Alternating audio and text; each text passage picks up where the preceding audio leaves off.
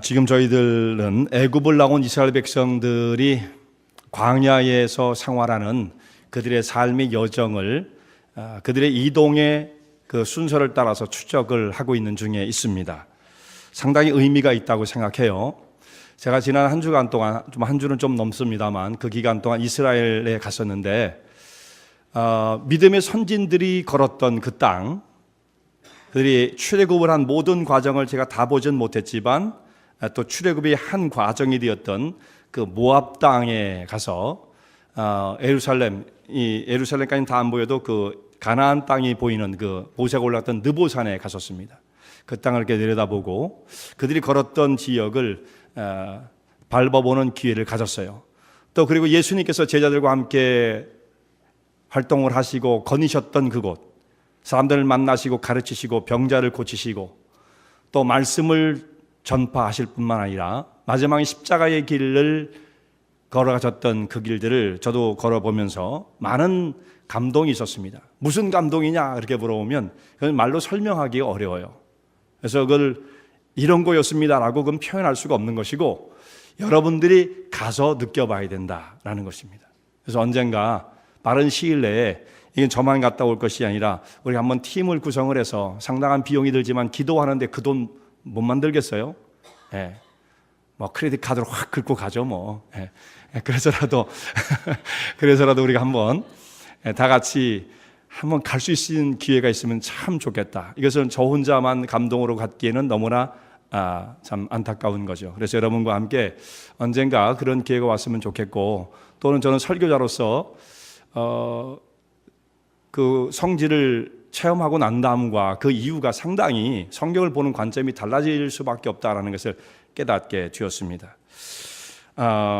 여러분이 우리가 지금 그 가나안 땅, 또 이들이 걸었던 그 시내 광야에 와 있진 않지만 여러분들이 상상을 이스라엘 200만이 되는 백성들이 지금 모세의 인도를 따라서 시내 광야에 거기 나와서 신광야에 이르러서 거기에서 생활하던, 그리고 구름 기둥을 따라서 이동했던 이스라엘 백성들의 그 모습을 머릿속에 상상을 이렇게 띄워놓으시고 오늘 본문의 말씀을 같이 이렇게 그 흐름을 따라서 진행해 가는 것이 의미가 있습니다. 그냥 무조건 그냥 딱딱하게 말씀만 생각하면 그냥 우리와 별로 관계가 없는데 마치 그 장면을 들여다보듯이 여러분들이 생각을 하시고 이스라엘 200만의 그 이스라엘 백성들이 경험했던 바가 무엇이었는지 여러분들이 좀 더 생생하게 느낄 수 있는 시간이 되었으면 좋겠습니다. 이스라엘 백성들이 엘림이라는 곳에 와 있다가 얼마나 머물렀는지는 모르지만 그곳을 떠나서 또 이동을 하게 되어집니다. 이들이 이동할 때에는 그냥 떠나는 건 아니에요. 구름기둥, 불기둥, 특별히 낮에는 구름기둥이 있었죠. 이동은 항상 구름기둥이에요. 밤에 움직이지는 않았을 테니까. 구름기둥이 이동하는 것을 보고 하나님께서 우리 보고 이동하라고 말씀하시는구나, 그 생각하고 이제 하나님 인도하심을 따라 다 짐을 꾸려가지고 떠나게 되어지는 것입니다. 이 엘림을 떠나서 시내산 사이에 있는 신광야, 여기를 신광야라고 그래요. 조금 더 가까이 더 가면 거기는 이제 시내산이 되어지는데 그 직전에 오기 전까지는 신광야라고 말합니다.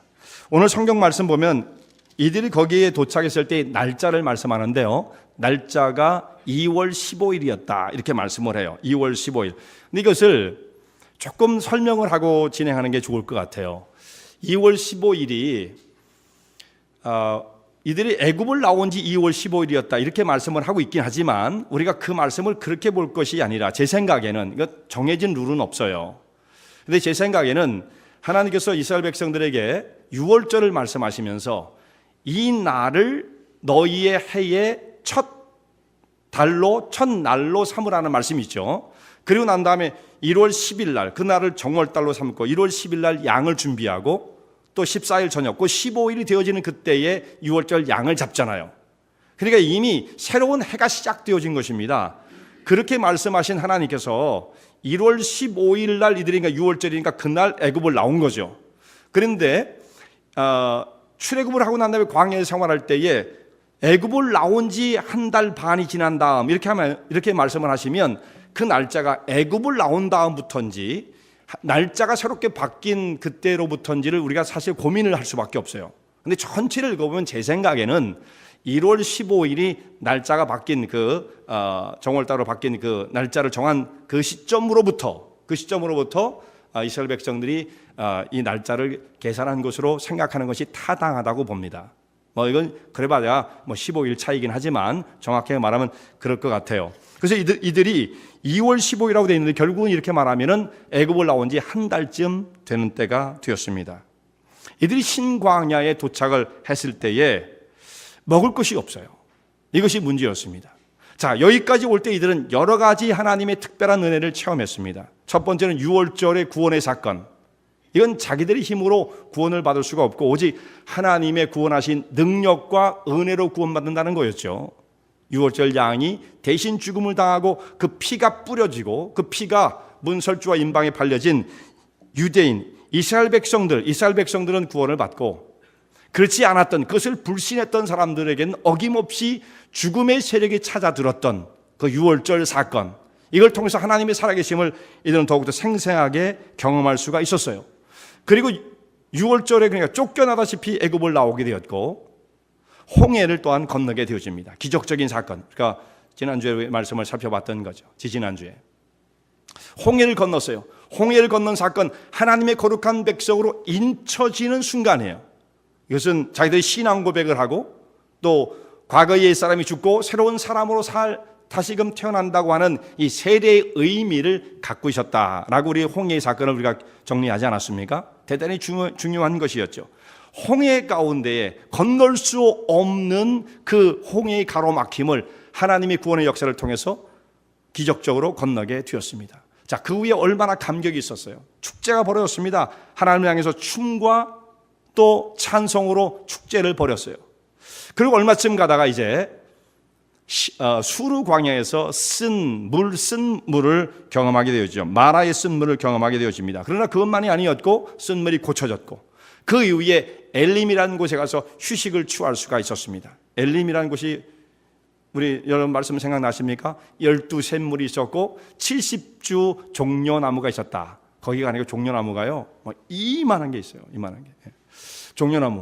종려나무에 열리는 열매가 대추야자더라고요. 그쵸? 여러분 아셨어요? 여기서 수입해서 먹는 저는 그건 몰랐는데 거기에 대추야자가 열리더라고요. 이만한 그 종려나무.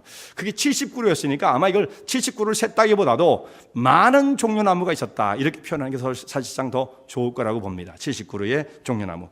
여기서 이 오아시스에서 이스라엘 백성들이 평안한 쉼을 얻을 수가 있었어요. 그리고 이제 하나님의 인도하심을 따라서 길을 떠났는데 신광에 도착했을 때 먹을 것이 없었다. 그러니까 애굽을 나온 지 한 달쯤 되었을 때 그들이 가지고 나왔던 모든 식량이 다 떨어지게 되었던 것으로 보입니다. 이제 먹을 것이 없어요. 그러자 이 광야에서 한복판에서 먹을 것이 없다는 건 물론 굉장한 위협이 되었을 것입니다. 이들이 이제 그 다음에 나오는 반응이 어떻습니까? 당장에 모세와 아론에게 달려가서 원망과 불평을 쏟아놓기 시작합니다.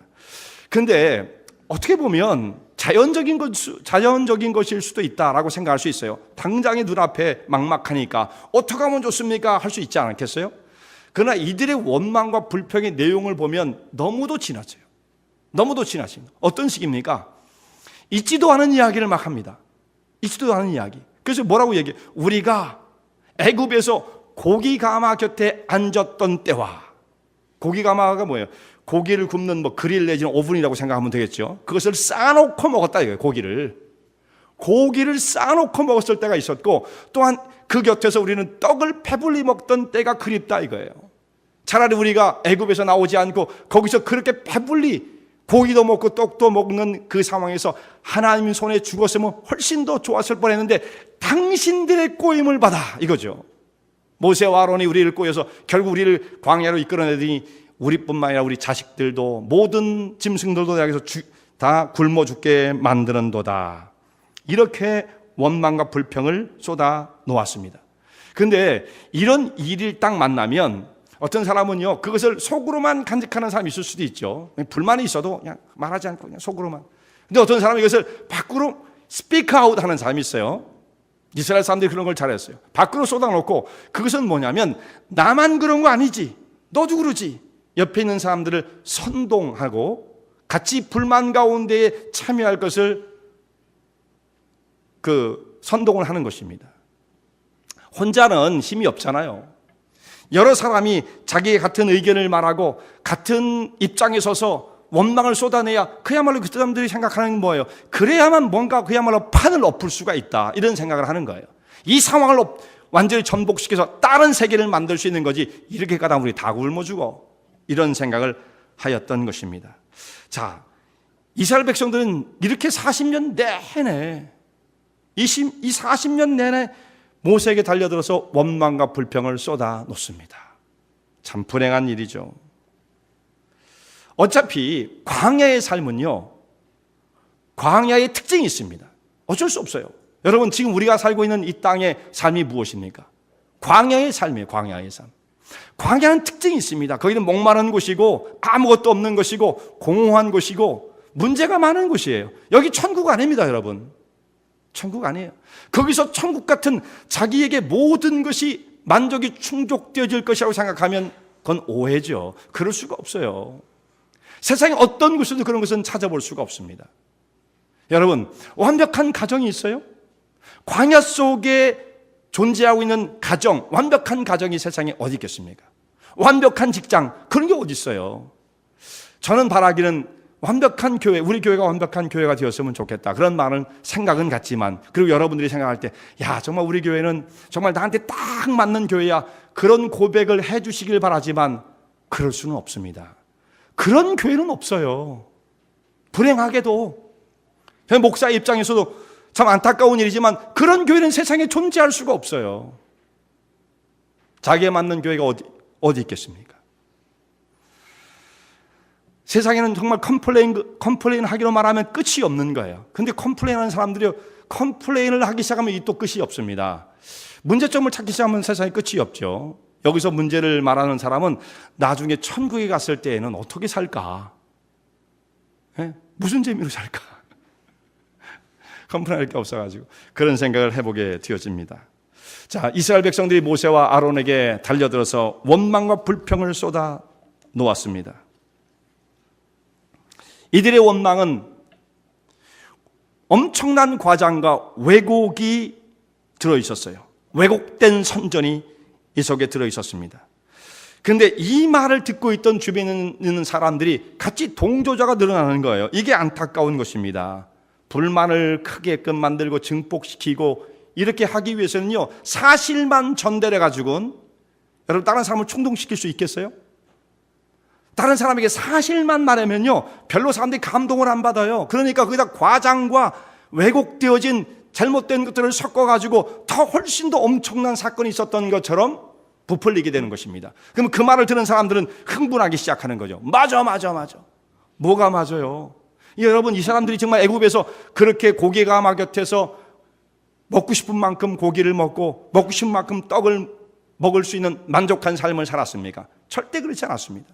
이들은 애굽에서 살 때에는 완전히 짐승 같은 취급을 받았죠. 짐승도 그런 짐승은 없습니다. 새끼를 낳는데 새끼 못 키우게 하는 뭐 그런 짐승이 어디 있어요? 근데 사람이 그런 취급도 못 받았어요. 아들을 낳으면 아들은 나일강 하수에 버려라. 이런 핍박을 받으며 살았던 사람들이에요. 잠자고 눈 뜨고 일어나면 무조건 벽돌 만드는 이 일에 동원되어서 짐승처럼 노역을 했던 사람들이었습니다. 그러니까 이 사람들은 애굽에서 무슨 고기가 막 이것은 가보지도 못했던 거예요. 여러분, 짐승에게 우리가 무엇을 먹입니까? 음식을 먹입니까? 사료 먹이죠. 이 사람들은요, 그런 대우를 받고 살았던 사람들입니다. 참 안타까운 것이지만 사료 먹고 살았던 사람들이에요. 근데 이것이 과장되고 왜곡되어지니까 우리가 고기 가마 곁에서 떡을 배불리 먹던 때가 그립도다, 말이 안 되는 거죠. 사람이 원망을 하면요, 이게 원망은 특징이 있어요. 원망을 하면 원망은 거리가 자꾸 많아집니다. 자꾸 증폭되어져요. 그래서 원망을 하는 사람은 계속 그 사람은 끝까지 원망을 합니다. 컴플레인 대장들이 있는 거예요. 컴플레인 대장들. 이상한 일이죠. 반대로 여러분, 원망의 반대는 뭐겠어요? 감사하는 거죠. 감사도 비슷한 특징이 있어요. 감사를 잘하는 사람은 계속 감사할 조건과 여건들이 많아져요. 감사를 하면. 원망하는 사람은 어떻습니까? 원망거리만 자꾸 늘어나는 거예요. 그러니까 딱 사람은 그렇게 구분되어집니다. 감사하는 사람은 늘 감사해요. 원망하는 사람은 어떻습니까? 늘 원망하고 살아요. 이게 참 안타까운 거예요. 이스라엘 백성들은 둘 중에 무엇을 선택했느냐? 원망을 선택한 것 같아요. 마지막 40년까지 계속해서 이 일은 되풀이 되어지는 것입니다. 참 안타깝죠. 이스라엘 백성들 애굽에서 비참하게 살아가는 그 모습, 짐승 취급을 받아가면서 살아가는 모습, 그리고 그들이 그 속에서 고통스러운 하나님 앞에 부르짖었던 그 신음을 들으시고 하나님께서 이들의 조상인 아브라함과 그 믿음의 족장들이죠, 그들에게 약속하신 약속을 기억하셔서 이들을 애굽 가운데서 건져내셨습니다. 그것이 출애굽의 사건이었죠. 모세를 보내시고 유월절 양을 통해서 이스라엘 백성들을 건져내신 사건, 이 출애굽이었던 것입니다.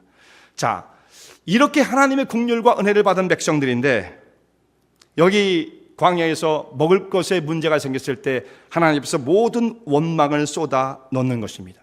물론 광야는 어려운 곳이라고 말씀을 드렸습니다. 그런데 한 번도 이들은 굶어 죽었다는 기록이 없어요.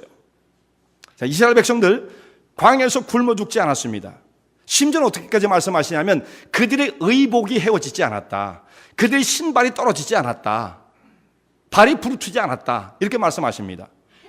광야 그 고통스러운 환경을 지나면서도 40년간 하나님께서는 이스라엘 백성들을 신실하게 지켜주셨습니다. 철저하게 돌보신 거예요. 그런데 이들은 원망하고 하나님 앞에 불평을 쏟아 놓았습니다. 여기는 항상 거짓이 들어가는 거예요. 고기가 막혀 말도 안 되는 이야기를 합니다. 그런데 옆에 있는 사람들이 그 얘기를 듣고 어떻게 해야 합니까? 맞아 하면 안 되는 거죠. 그 사람을 말려야 됩니다. 야, 아무리 우리가 말이야 여기서 좀 고통을 당해도 그렇게까지 말하면 안 되지. 우리가 언제 애굽에서 고기가 막 곁에서 앉았던 때가 있었어. 우리 노예였잖아. 이렇게 얘기를 해줘야죠. 우리가 언제 떡을 배불리 먹은 적이 있어서 기껏해야 우리는 정말 짐승 취급당하고 사료먹고 살다시피 하지 않았느냐, 이런 얘기를 해줘야 되지 않겠습니까? 그런데 그런 말하는 사람이 없습니다. 주변에 있는 사람이 다 같이 동조를 하고 모세에게 달려들게 되었던 것입니다. 여기에 사람들의 어떤 대중들의 군중 심리를 보게 되어집니다. 군중 심리라는 건 어떤 거예요? 거기에는 철저한 데이터 분석이 없어요. 한번 휩쓸리기 시작하면 걷잡을 수가 없는 것입니다. 이걸 누가 막을 수가 없어요.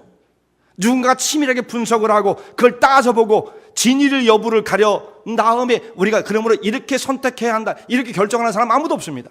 누군가 옆에서 선동을 하면 거기에 있는 대중들이 그게 휘말려서 함께 자기도 모르게 딸려가게 되어지고 한 번 움직이기 시작하면 스노우볼이 돼가지고요, 나중에 멈출 수가 없는 거예요. 이게 군중심리의 위험성이죠. 이스라엘 백성들에게도 똑같이 여기에 적용이 되어지는 것입니다. 그러니까 여러분, 다수가 항상 옳은 건 아니에요. 우리가 다수결 원칙을 우리도 받아들일 수밖에 없지만 다수가 옳은 것은 아닙니다. 항상 다수가 틀린 것도 아니지만 다수가 옳은 것은 아니라는 것을 우리가 항상 마음에 염두하고 있어야 하는 것입니다. 자, 이렇게 불평하는 이스라엘 백성들에게 하나님께서 어떻게 하십니까? 하나님께서 모세에게 말씀하십니다. 내가 이스라엘 백성들의 원망을 들었다. 여러분, 이스라엘 백성의 원망을 들으신 다음에 하나님 어떻게 하셔야 마땅하겠습니까? 원망하는 백성들을 좀 혼을 내시고 징계를 하셔야 마땅할 것 같은데 그렇게 하지 않으시고 하나님께서는 이스라엘 백성들에게 내가 너희를 위해서 하늘에서 양식을 비처럼 내려줄 것이다, 이렇게 말씀을 하십니다. 이때 하나님이 좋아서 그렇게 하시는 건 아니에요. 누군가가 원망을 하면 그 원망을 듣는 사람의 마음이 어떻습니까? 불평을 하고 막 컴플레인하는 사람 옆에 있으면 그냥 머리가 아파지잖아요. 머리가 아파지죠? 하나님께서도 똑같습니다.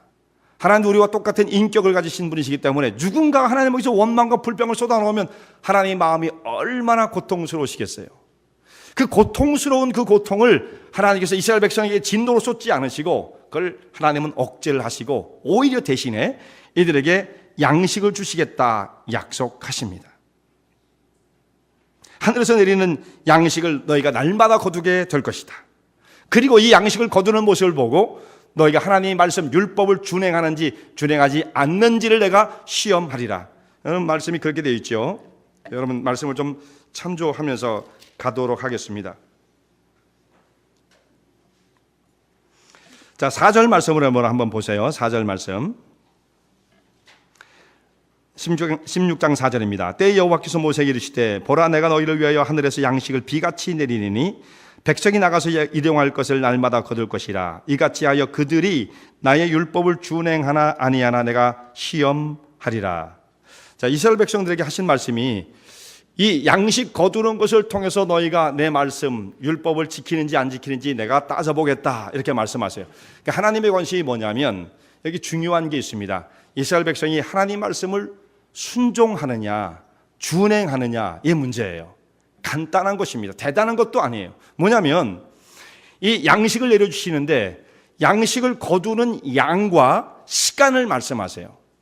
자, 양식을 거두는 시간은 언제냐면 매일 아침이고요. 거두는 양은 한 오멜이라고 되어 있습니다. 한 오멜. 그리고 거두는 날짜는 일주일 동안에 6일간은 양식이 있는데 안식일 날은 이 만나가 내리지 않으니까 그날은 나가지 말아라. 이것을 하나님께서 말씀하십니다. 그럼 이스라엘 백성이 그걸 받고 하나님 말씀하신 대로만 지키면 되는 거예요. 이거 불가능한 거 아니죠. 지킬 수 없는 거 아니죠. 그냥 사람이 지키려고 하면 지킬 수 있는 거예요. 하나님께서는 우리에게 지킬 수 없는 것을 지키라고 말씀하시는 법이 없습니다. 지킬 수 있는 것. 어떤 사람만 근데 지킬 수 있느냐면 하나님 말씀을 따라 순종하려는 마음과 의지가 있는 사람만 지킬 수 있어요. 그 마음 자세가 안 돼 있는 사람들은 하나님 말씀을 지킬 수 없습니다. 근데 왜 이걸 요구하시느냐 하면 너희가 이제는 하나님의 백성으로 사는 자들이라는 것을 깨우치라는 것입니다. 그 전에는 애굽의 노예로서 삶을 살았지만 이제 구원받은 백성으로 하나님의 거룩한 백성이 되었으니 애굽의 습관을 버리고 하나님의 뜻을 따라 하나님 말씀을 순종하여 사는 자들이 되어야 한다는 것을 말씀하십니다. 이것이 하나님 백성이 살아가는 삶의 방법이에요. 철저하게 이것을 훈련시키십니다. 단순한 것이지만 이걸 날마다 하게 되어지면 우리가 하나님 말씀대로 살아야 하는 자들이구나. 양식을 구할 때는 꼭 그 시간에 나가야 되는 거구나. 안식일 날은 나가면 소용이 없구나. 하나님 말씀과 그 룰을 깨우치기 시작하는 거죠. 몸에 체득하기 시작하는 거예요. 그리고 그것을 자기의 삶으로 받아들이고 하나님 백성으로 살아가는 백성의 그 모습을 점점점 갖춰져 가는 것입니다. 훈련은요, 반복이 필요합니다. 자, 이것은 40년간 하는 거예요. 40년간. 시간이 딱 정해져 있어요. 날짜도 정해져 있어요. 양도 정해져 있어요. 자, 이렇게 하나님께서 백성들이 요구하는 건 단순하지만 하나님의 뜻을 순종할 것인가 하지 않을 것인가의 문제인 것입니다. 이스라엘 백성들이 애굽에 살 때는 이런 거 신경 쓰고 살지 않았습니다. 그냥 자기가 원하는 대로 사는 거예요. 애굽 사람들이 살아가는 모습대로 살면 되는 것입니다. 하루하루 주어진 대로 사는 거예요. 세상의 흐름을 따라 살면 아무 문제가 없어요. 그게 오히려 더 편한 거예요. 옆에 있는 사람들이 하는 모습 보고 따라가면 되는 거예요. 그러나 이제 하나님 백성이 되어지고 난 다음엔 하나님이 요구하시는 하나님 백성으로 살아가야 할 삶의 길이 있다는 것을 정말 깨달아야 합니다. 여러분, 우리가 이 땅에 살지만 하나님 백성으로 부름을 받았다라고 하는 것을 분명히 깨우치고 오늘 우리에게 요구하시는 그 길, 어려운 건 아니에요. 좀 더 신경을 쓰고 훈련을 받으며 그 길을 묵묵히 걸어가는 거예요. 이것이 되지 않으면 우리는 과거의 애굽의 습관을 벗어나지 못합니다. 간단한 것이지만 이것을 지키지 못하면 하나님 백성의 삶을 출발할 수 없습니다. 자, 이들에게 만나를 거두는 방법을 말씀하셨고요. 만나를 약속하셨습니다. 그리고 너희가 저녁이 되면 하나님께서 이들에게 메추라기를 주어서 메추라기를 주심으로 이들이 하나님께서 이들을 애굽에서 건져내신 구원자인 것을 깨닫게 하실 것이다. 너희가 고기가 아마 곁에서 고기를 마음껏 먹었다고 그랬지? 사실 거짓말이거든요. 그런데 하나님께서는 그거대로 갚아주세요. 참 이럴 때에는 하나님께서 좀 여기에서는 좀 유머스러운 것이 있죠. 너희들 그런 거짓말을 했지? 근데 그것을 내가 정말 진실로 너에게 갚아주겠다. 메추라기를 먹는데 이 사람들이 나중에 보면 코에서 냄새가 나 질릴 정도로 메추라기를 먹게 해주십니다. 서슴없이 고기가 막 곁에서 죽기를 원했다고 말하는 사람들을 부끄럽게 하시는 거죠. 하나님을 원망했는데 하나님께서 이들의 모든 원망을 다 들으셨다 말씀하세요. 자, 이들의 원망은 누구에게 했느냐면 아론과 모세에게 달려서 원망을 했어요. 그런데 그것은 아론과 모세에게 한 원망이 아니었다라는 것이죠. 모세를 향한 원망은 하나님을 향한 원망이었습니다. 하나님께서 세우신 지도자를 흔들고 그들의 리더십에 상처가 나게 만들고 그가 이스라엘 백성을 이끌어가는 일에 적합하지 않은 사람으로 자꾸 선전되어지게 하는 것, 이것은 하나님의 일을 방해하는 일이었어요. 앞으로 여러분 어떻게 되겠습니까? 이 사람들이 200만의 사람이 지도자를 잃고 방향을 잃어버린 자들이 되어진다면 어디를 향해서 갈 수가 있겠습니까? 근데 이스라엘 백성도 서슴없이 그런 일을 하게 되었던 것입니다. 결국은 그러다가 그들이 40년간 광야에서 헤매게 되었던 것입니다. 이스라엘 백성이 하나님 앞에 원망을 늘어놓았지만 하나님께서는 이들에게 징계하지 아니하시고 오히려 만나를 허락해 주십니다. 자, 그러면 우리가 잘못하면 오해할 수가 있어요. 자, 우리가 뭐든지 일이 안 되면 하나님을 원망하면 다 내놓으시는 분이야. 여러분 이렇게 생각하실 수 있지 않겠습니까? 이 본문을 보면, 이 본문만 딱 보면 그렇게 생각할 수 있지 않겠어요? 우리가 필요할 때 하나님 앞에 마구 쫄라대고 심지어는 안 되면 원망도 하면 하나님은 다 내놓으시는 분이야. 이렇게 생각할 수 있지 않겠습니까? 근데 그런 뜻이 아니에요. 이들은 아직 하나님 앞에서 너무나 신앙의 어린 자들이었기 때문에 이들을 하나님께서 어떻게 징계하실 수 있는 단계가 아니었던 것입니다. 자, 우리 날짜가 정확하죠? 이들이 애굽을 나온 지 한 달 반이라고 말씀하고 있지 않습니까? 둘째 달 15일에 한 달밖에 안 된 거예요.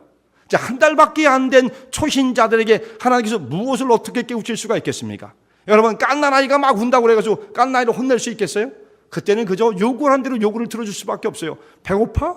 밥을 줘야죠. 젖을 줘야죠. 그 수밖에 없지 않습니까? 근데 이 아이가 점점 커가지고 좀 철이 나고 이야기, 말귀를 알아들을 정도 되면 무조건 해달라는 대로 해주는 부모가 없습니다. 그때는 징계할 수밖에 없어요.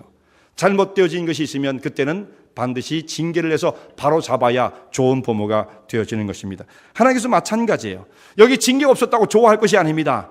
그 단계도 이르지 못했구나. 너무나도 어린아이였기 때문에 하나님께서 이들을 다루실 수 없는 단계였다라는 말씀인 것입니다. 자, 하나님께서 이들에게 만나를 내려주시는데 만나의 의미, 마지막 주제를 정리하도록 하겠습니다. 자, 이 만나는 아침에 내렸어요. 아침에. 그러니까 밤새도록 이스라엘 땅에 가면 건기가 있는데도요. 건기, 그러니까 우기가 있고 건기가 있는데 건기 때에도 이슬은 내려요. 이슬은. 그래서 밤에 이슬이 많이 내립니다. 그래서 심지어 저는 뭐 그건 체험하지 못했는데 거기 가이드하는 분의 얘기를 들으니까 이슬이 많이 내리면 차가 미끄러질 정도로 물이 너무나 많아가지고 비탈길이 좀 위험할 정도로 습기가 많대요. 그 정도로 이슬이 온다는 얘기를 듣게 되었습니다. 자, 그때 이슬이 내릴 때에 이 만나가 함께 그 이슬 가운데 어떻게 내렸는지는 뭐 과학적으로 설명할 길이 없지만 그때 이 만나가 내리게 되었습니다. 밤새도록 내려요. 그리고 이제 아침이 되어지면 이것이 굳어지게 되어지는 것입니다. 성경의 말씀 보면 만나를 이렇게 설명합니다. 작고 둥글며 서리 같은 것이 있었다. 작고 둥글고 서리 같은 것이 있었다. 백성들이 이것을 보면서 저게 뭐야? 이렇게 불렀어요. 저게 뭐야? 그런데 그것이 바로 만나라고 하는 이름이 되었습니다. 저게 뭐야? 히브리어로 저게 뭐야? 그게 만나예요. 뭐 정확하진 않아요. 조금 어원상 말은 좀 틀리긴 하지만 거기서부터 유래가 된 것입니다.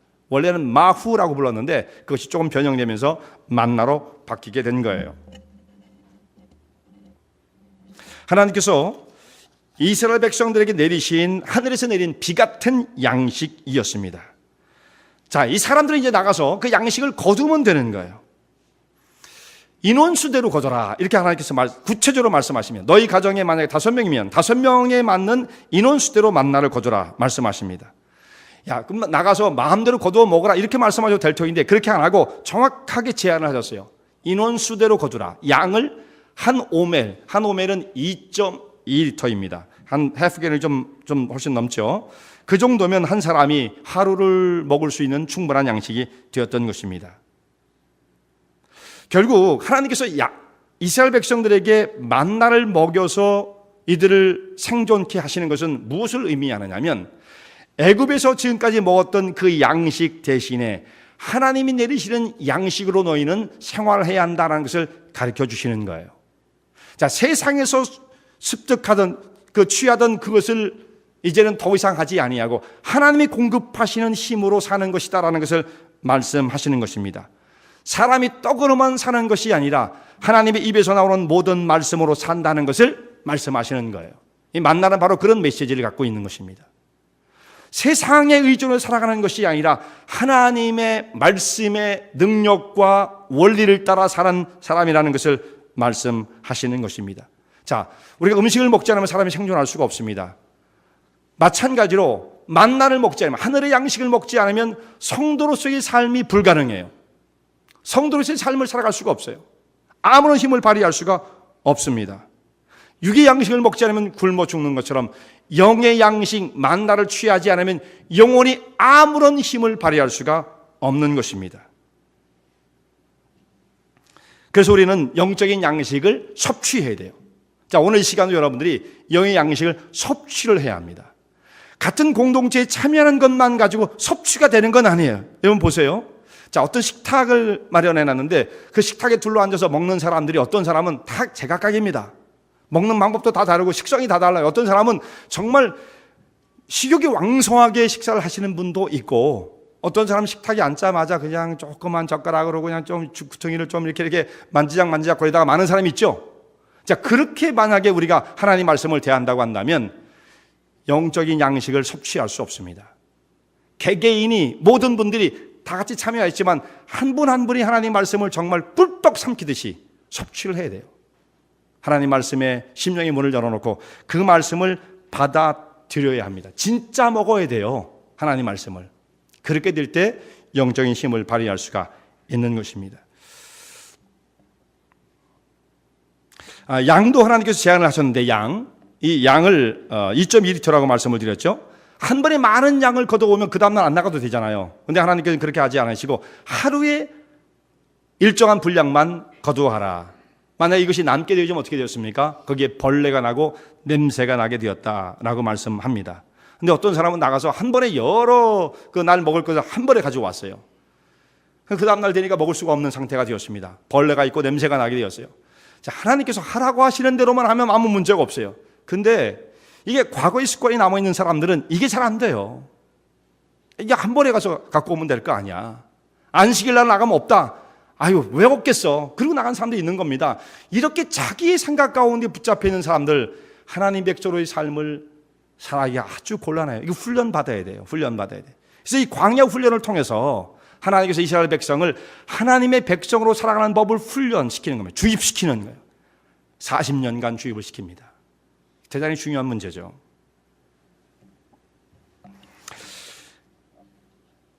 만나가 또 구하는 시간이 해가 떠오르면 더 이상 구할 수가 없었습니다. 해가 떠오르면 햇빛에 이것이 다 말라서 없어지고 말았습니다. 녹아서 없어지고 말았습니다. 그 아침 시간에만 나가야만 만나를 구할 수 있었습니다. 그날 살아가는 하루의 분량을 아침에 취하도록 되어 있었습니다. 자, 이것은 오늘 우리들의 삶과도 아주 비슷합니다. 우리 영적인 만나를 구할 때 어느 시간이 여러분 좋겠습니까? 이 말씀대로 보면 새벽 기도가 딱 여기에 맞아떨어질 수밖에 없어요. 정확하게 일치하는 거예요. 자, 우리가 자기가 다른 시간을 내어서 말씀을 섭취하고 묵상한다는 것은 정말 쉬운 것이 아닙니다. 그러나 조금 힘들더라도 새벽에 여러분들이 하나님 교회 같이 모일 수만 있다고 한다면 저절로 돼요.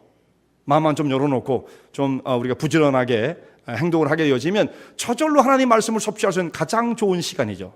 물론 모든 사람에게 다 적용되기는 어려울 수 있어요. 뭐 직장 생활이든지 집에서 또 우리 교회가 너무 멀다든지 그런 분들은 개인적으로도 말씀을 읽고 묵상할 수 있는 시간을 반드시 가져야 합니다. 그렇지 않으면 힘을 발휘할 수가 없어요. 만약 하나님 말씀을 우리가 묵상을 하고 그 말씀에 힘을 얻고 용기를 얻어서 또 삶의 방향을 그 말씀을 통해서 찾고 하루의 삶을 출발하는 분들이 얼마나 힘을, 능력 있는 삶을, 충만한 삶을 살 수가 있겠습니까? 굉장히 중요한 문제이죠.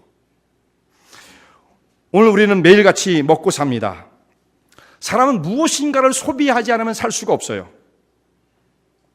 가장 중요한 것은 먹는 거죠. 음식을 먹지 않고는 생존할 수가 없습니다. 40일 정도 음식 먹지 않고 사시는 분이 계시지만 물은 더 귀해요. 만약 물은 오늘 같은 날씨에도 한 일주일 정도만 물을 먹지 않으면 한 3일 정도도 사실 이게 쉽지가 않은 것입니다. 탈수가 되어지면 사람은 생존할 수가 없습니다. 더 급한 거예요.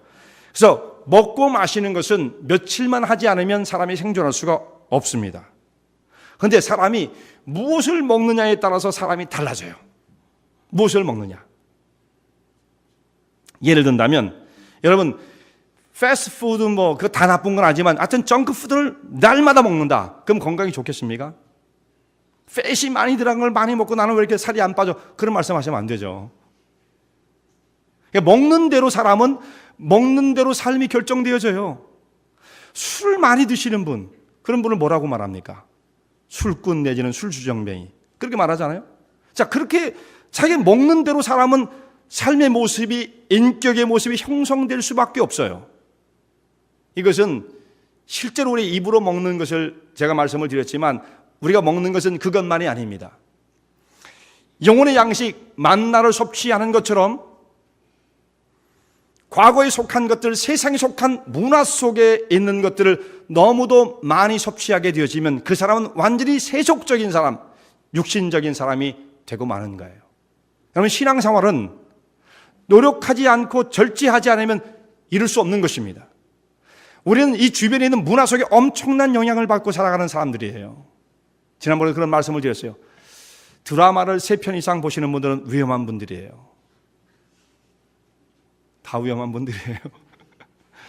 드라마 3편 이상 보면 위험한 분들이에요. 그런데 나는 드라마 3편 보지 않으면 난 정말 일주일에 어떻게 지낼지 모르겠다. 그런 분들은 어떻게 보셔야 되느냐면 드라마를 나는 꼭 봐야겠다는 분이 있다고 한다면 이렇게 보셔야 됩니다. 만약에 정말 나는 봐야 된다 하는 분이 있으면 그것을 크리틱을 해야 돼요. 비평을 해야 돼요. 비평. 저 사람들은 왜 저렇게 사는 거야? 참 한심해. 이러고 보셔야지. 넋을 놓고 보면 큰일 나는 겁니다. 나도 모르게 세뇌가 되어지고 정말 그 싸구려의 문화 속에 내가 붙잡히게 되어지는 것, 그것을 섭취하게 되어지는 것입니다. 사람은 먹는 대로 사는 거예요. 그러니까 하나님께서 이스라엘 백성들에게 이 만나를 먹이시는 것은 하나님의 양식을 먹여서 너희가 세상에 속한 사람이 아니고 애굽의 사람이 아니라 하나님 백성으로 살아야 한다는 것을 가르쳐 주시는 거예요. 우리는 세상의 여러 가지 문화 속에 영향을 받고 살아갑니다. 세상을 떠나 살 수는 없어요. 그런데 무엇이 우리의 삶을 지배하느냐? 대단히 중요한 문제예요. 무엇에 이끌리고 있느냐? 하나님의 진리의 말씀이 훨씬 더 수위가 높고 강도가 세서 나의 삶을 붙잡고 운행하고 계시다고 한다면 별로 문제될 게 없어요. 다른 걸 접해도 이겨낼 수가 있어요. 그러나 말씀은 섭취하지 않은 채 세상의 정크푸드만, 삼류 문화만, 좋지 않은 그런 문화적인 세속적인 것에 우리가 탐닉, 거기서 끌려가게 되어진다고 한다면 결국 우리의 삶은 신앙적일 수가 없는 것입니다. 이 광야 같은 세상을 우리가 어떻게 이길 수가 있겠어요? 이스라엘 백성들 광야를 이끌어내시고 그들을 인도하신 하나님께서는 더 이상 이제 세상의 양식을 더 이상 못 먹게 만드시고 하늘에서 내리신 하나님께서 허락하시는 만나를 주십니다. 이 만나는 오늘 우리들에게 어떻게 적용되어지냐면 하늘로서 내리신 산떡이 되신 예수님을 의미해요. 날마다 예수님과 함께 동행하고 예수님의 생명의 말씀인 성경 말씀을 우리 심령 속에 깊이 간직하고 그 말씀을 묵상하며 영의 양식으로 삼게 되어진다면 이 거칠고 광야 같은 세상의 길을 걸어간다 할지라도 하나님의 백성으로서 풍요한 삶을 이루게 주실 것입니다. 이와 같은 생명의 길에 서시는 주의 종들 되시기 바랍니다.